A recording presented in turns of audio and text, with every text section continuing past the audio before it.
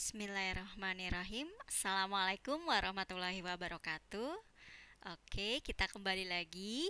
Nah, di sini kita akan coba bahas, kita akan coba belajar tentang proses adiabatik. Nah, di sini di mana proses adiabatik itu mengalami ekspansi.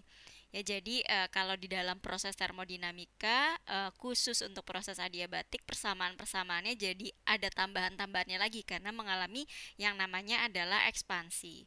Oke, nah sekarang di sini maksudnya apa sih tentang proses adiabatik? Jadi di sini kita bahas dulu ya. Nah, oke, sebentar di sini. Nah, ini ya. Jadi di dalam sebab ini kita akan memperhatikan ekspansi adiabatik. Nah, di mana gas yang berada dalam tabung yang terisolasi secara termal berekspansi secara perlahan-lahan melawan sebuah piston dengan melakukan usaha padanya. Nah, maksudnya adalah seperti gambar ini nih. Nah, di sini adalah eh, dalam sebuah tabung yang terisolasi secara termal, setelah itu mengalami ekspansi secara perlahan-lahan melawan sebuah piston. Ya, nah jadi analogi gambarnya adalah seperti ini. Jadi karena tidak ada kalor yang masuk ataupun yang keluar meninggalkan gas, nah itu adalah definisi dari proses adiabatik. Nah, maka usaha yang dilakukan oleh gas sama dengan berkurangnya energi internal gas. Ya, jadi di sini usahanya sama dengan berkurangnya energi internal gas, maka nanti nilai dari usahanya itu bernilai negatif. Nah, dan di sini energi dalamnya juga akan bernilai negatif, jadi sama seperti ini. Nah, jadi kalau kita buat tabelnya secara keseluruhan, proses adiabatik adalah persamaannya adalah seperti ini. Di mana usaha W-nya sama dengan P1T1 dikurangi P2T2 per gamma min 1. Nah, sementara delta U-nya sama dengan minus. Nah, karena di sini tadi berkurang ya, maka delta U-nya sama dengan minus.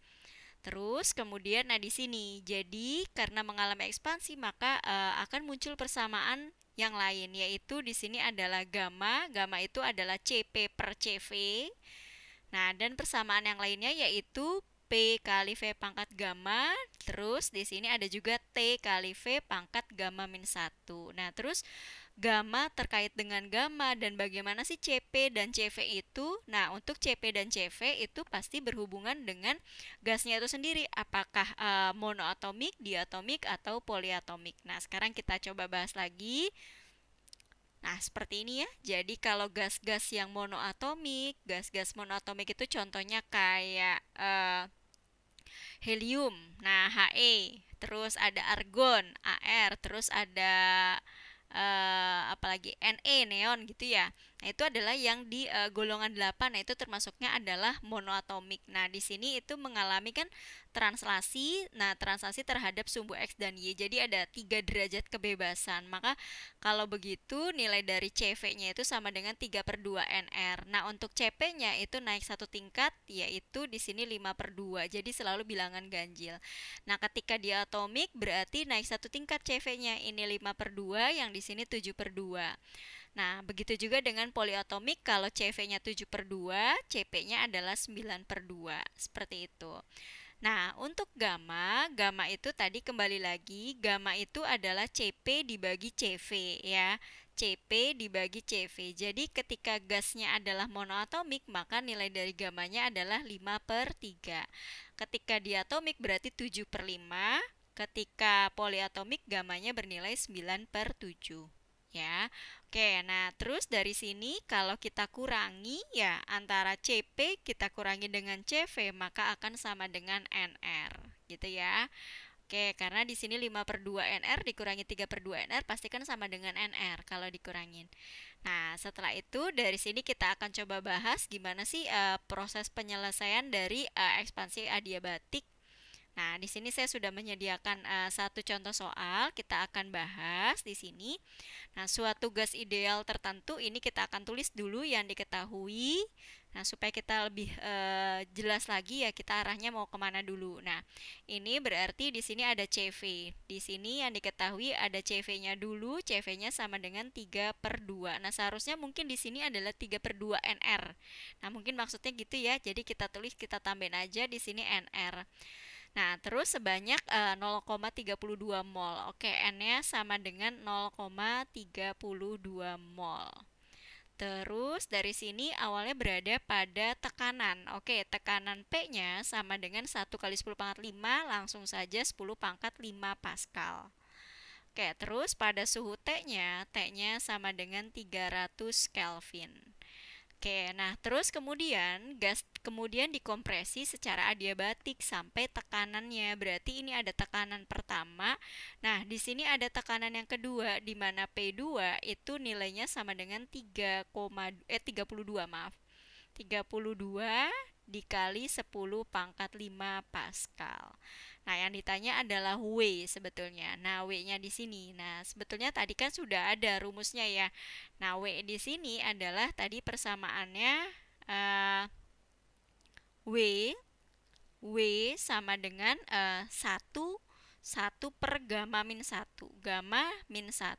Gamma min 1. Terus di sini P1 kali V1 terus dikurangi P2 kali V2. Nah, sebetulnya bisa juga kita balik, yaitu 1 per 1 minus gamma. Nah, tapi ininya juga dibalik. Berarti P2 V2 dikurangi P1 V1. Nah, jadi bebas aja sebetulnya ya. Nah, cuma jangan menyalahi aturan juga. Oke, nah ini persamaannya di sini. Ya, nah tadi seperti yang tadi sudah saya singgung bahwa ketika di sini gasnya ini berarti kan termasuknya adalah gas monoatomik ya, karena dilihat dari CV-nya itu bernilai 3/2.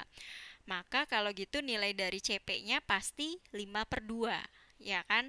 Nah, 5/2 berarti kalau begitu secara tidak langsung nilai dari gamanya itu udah langsung ketahuan. Nilai gamanya sama dengan 5/3. Gini ya, ini sama dengan 5/3 gitu kan ya. Oke, nah terus sekarang P1 sudah ada, tapi V1 tidak ada dan V2 tidak ada. Nah, ini gimana cara mencarinya? Oke, nah pertama dari sini kita akan mencari nilai dari P1 dulu. P1 itu bisa kita hitung dengan cara pakai persamaan yang paling umum di dalam termodinamika, yaitu PV sama dengan NRT.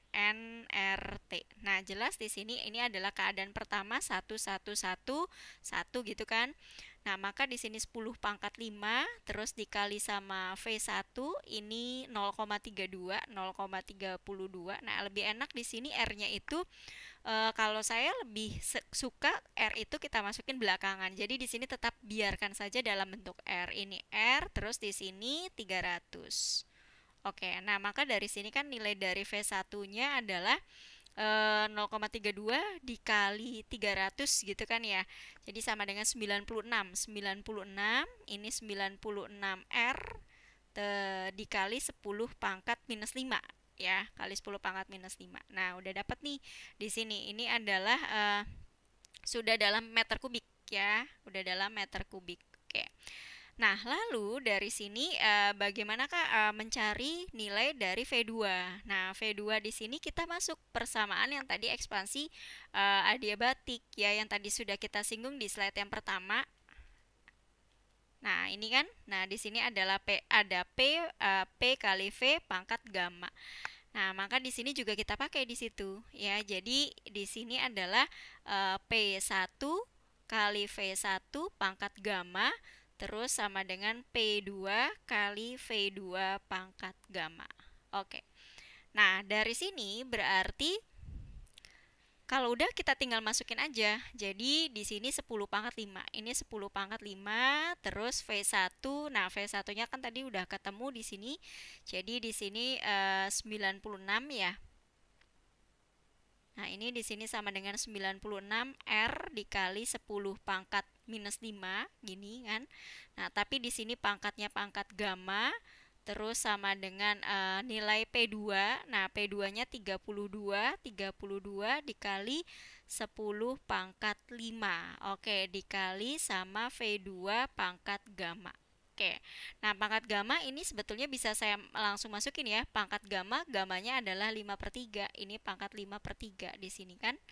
Nah, ini 5/3. Oke, dari sini berarti 10 pangkat 5-nya bisa kita coret dulu kan? Kita coret dulu di sini. Nah, ini habis. Berarti buat dapetin si V2 ya sebetulnya kan dari sini. Nah, ini saya arahkan ke sini Oke, maaf. Nah, saya arahkan ke sini, berarti dari sini nilai dari V2, ini V2 pangkat 5/3 ya. V2 pangkat 5/3 itu akan sama dengan 96. Oh, sebentar. Lebih enak kalau kita gabungkan di sini. Jadi yang ada pangkat 5/3-nya saya gabungkan jadi satu ya. Jadi dari sini itu lebih enak gini aja. Nah, ini di sini adalah ini tetap 96R. 96R dikali 10 pangkat minus 5. Nah, terus ini per. Nah, karena di sini V2-nya pangkat 5/3 juga, berarti ini di sini adalah per V2. Nah, ini di sini dia ini pangkat 5/3. Nah, ini pangkat 5/3. Terus akan sama dengan 32, gitu ya. Jadi yang ini pindah ke sini jadi dibagi akan sama dengan 32. Nah, kalau udah, ini gimana sih cara untuk menghasilkan si V2? Nah, ini kita hilangkan pangkatnya. Ketika pangkatnya 5/3, maka di sini tinggal kita pangkatkan dengan pangkat 3/5. Ya, ini pangkat 3/5. Ini juga sama, kita pangkatkan dengan pangkat 3/5. Oke ya. Nah, jadi dari sini berarti kalau gitu ini kan habis 5/3 sama ini dia akan habis ya. Dia akan habis. Nah, maka sisanya tinggal 96R ya. 96R dikali 10 pangkat minus 5 per V2. Nah, per V2. Nah, ini di sini 32. 32 itu akan sama dengan 2 pangkat 5. 2 pangkat 5, terus dipangkatkan lagi dengan 3/5, gini kan ya. Berarti kan 5-nya kecoret, jadi tinggal 2 pangkat 3. 2 pangkat 3 itu kan sama dengan 8. Nah, maka dari sini nilai dari V2-nya itu sama dengan 96R kali 10 pangkat minus 5 dibagi 8. Nah, hasilnya akan sama dengan berapa ya? Kira-kira 96 dibagi 8 berarti 12 ya. Oke, ini di sini 12 R dikali 10 pangkat minus 5. Ini meter kubik. Oke, nah kalau udah baru dari sini ini udah lengkap semua. Baru kalau gitu kita tinggal bisa menghitung usaha. Nah, kita akan taruh saya slide sebelah sini ya.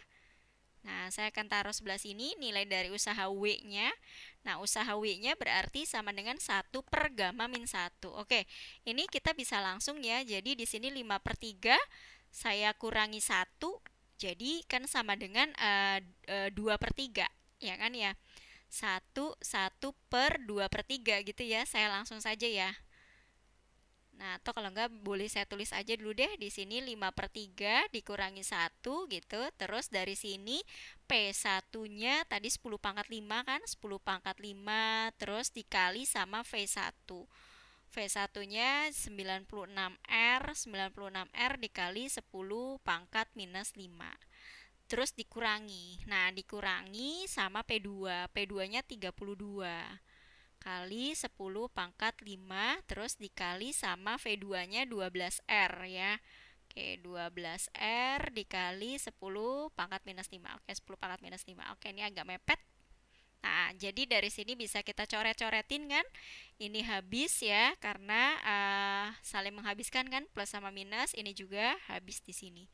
Oke, nah maka dari sini, nah ini ya, di sini berarti 1 per, ini kan jadinya 2/3. 1 dibagi 2/3 sama dengan 3/2 ya. Ini 3/2. Terus berarti ini jadinya 96R. 96R terus dikurangi 32 dikali 12 itu hasilnya tadi saya sudah coba hitung, di sini hasilnya adalah 384. 384R ya berarti ya. Nah, ini masih ada R-nya kan? 384R.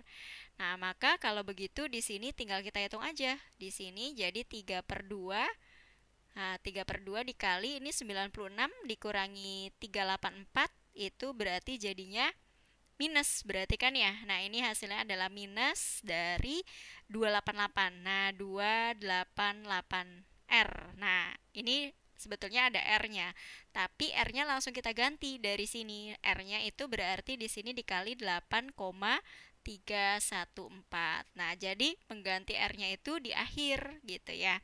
Nah, setelah dilakukan perhitungan dari ini semua, maka nilai W-nya itu menjadi negatif kan, karena di sini masih ada negatif. Nah, kalau dihitung semua, hasilnya adalah sebesar minus 3,55 sekian gitu ya.